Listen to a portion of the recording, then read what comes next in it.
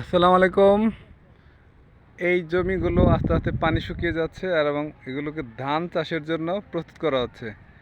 যত দূর দৃষ্টি যাচ্ছে শুধু পানি, এবং এই পানি আস্তে আস্তে শুকাবে আর এগুলোকে শীতকালীন চাষের জন্য উপযোগী করা হচ্ছে। ধান চাষ থেকে শুরু করে সরিষা বা এই জাতীয় যে সকল ফসল এখন চাষ করা যাবে সেগুলোর জন্যই তৈরি করা হচ্ছে।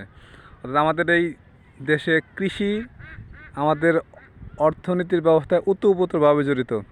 এজন্য কৃষিকে অবহেলা করা যাবে না, বরং কৃষিকে যে কোনো মূল্যে বাঁচিয়ে রাখতে হবে।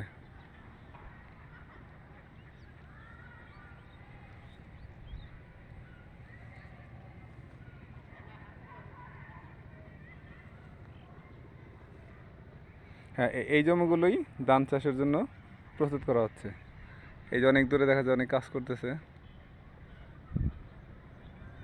আলি ফেলা, পরবর্তীতে ধান রোপণ করা সবগুলি হবে।